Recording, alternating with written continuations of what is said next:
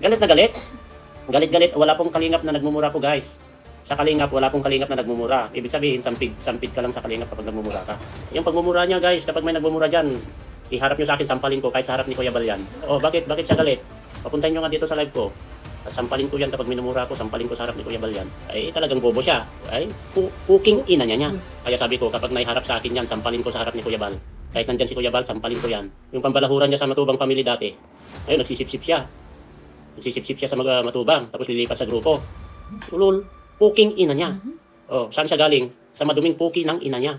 Kasi bunganga pa lang, ganyan, yung nagmumura na siya, ibig sabihin, pinanggalingan niya, marumi.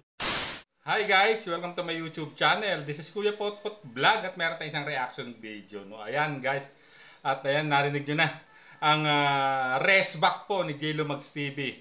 Laban po kay Founder Ann ng Rajel Love Team. No? So, bago tayo magsimula ay mag-shoutout po muna tayo. May galap shoutout po sa ama ng kalingap na si Kuya Bal Santos Matubang, Ate Edna Vlogs, Kalingap Rob, 10 ng kanyang mga kasamahan. At siyempre, mega love shoutout din po sa lahat po ng sumusuporta sa buong Team Kalingap. Isang mapagpalang umaga po, tanghali o gabi. Mga Kalingap, saan man kayong sulok ng mundo naroon, naway lagi po kayong gabayan ng ating poong may kapal. At yan nga guys, no, narinig na natin ang naging rest back po ni J. Lumags TV sa naging ano po, live po ni Founder Ann kahapon kung saan ay talagang naglabas siya ng hinanakit, no, yung mga at talagang nagbitaw siya ng mga matitinding salita laban kay J. Lumags TV, no, kahit yung mga lumang mga dating naging issue po nung time na may e-drink pa ay nabanggit po ni Founder Ann, no, at talagang ang pinakamatindi nagbitaw ng di magandang salita, no, na napamura, no, na minura niya itong si J. Lumags TV dahil nga dun sa naging comment po nito, no, na naka-thumbnail po sa aking upload kahapon. So ayan guys, ito naman yung rest back po ni J. Lumags. Grabe, talagang dito isinawalat din niya yung mga dating issue nila, no, nakinasang issue ni Founder Ann o ni Kunyang na nakinasangkutan dati pa, no, matatagal ng panahon, no, matagal na taon na ang nakakalipas, no, pero ay naungkat nga dahil sa naging live po, no, ni Founder Ann, no, na kahapon at ngayon nga sa tingin ko nakarating na po sa kaalaman ni J. Lumags at ayan nga ang kanyang naging sagot din, no, nagbigay din siya, no, ng maanghang na salita, no, laban kay Founder Ann, no, na sinabi niya pa diyan na sasampalin niya sa harap ni Kuya Bal, no, itong si Founder Ann ayon kay J. Lumags, no.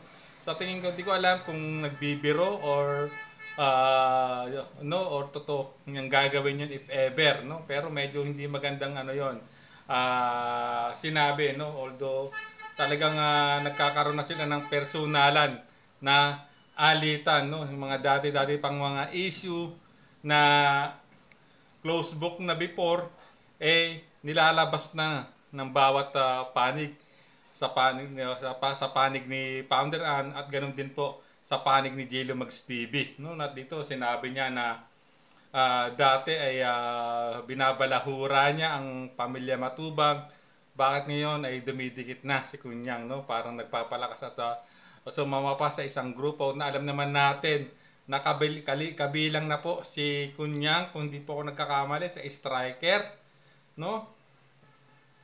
Kaya nakakagulat din po itong mga binitawang salita po ni J. Lumags, no, laban po kay Founder Ann, no, na sumusuporta po sa Rajel Love Team. So ayan, no, sana pag-usapan na lang nila ng ano, no, mag-usap sila privately kung maaari, no, nakakahiya kasi sa ama ng kalingap na si Kuya Bal Santos Matubang dahil alam naman natin itong mga nakarang araw ay puro issue na lang ang kinasangkutan po ng mga nasa loob po ng kalingap, no. No, kaka-resolve lang ng nakarang issue, no, patungkol doon sa nakarang birthday celebration ni Papa Joms at ngayon may isa pang nag-iingay din yung si Tukmol kung saan nag depender di umano ng Nirina, na ang inaano din, no, ang binabakbakan din kaming mga Kalingap reactors. At ngayon ito naman mukhang sumasabay sa init ng panahon itong bangayan po nung dalawa, no, ni Founder Ann at ni Jello Mags TV.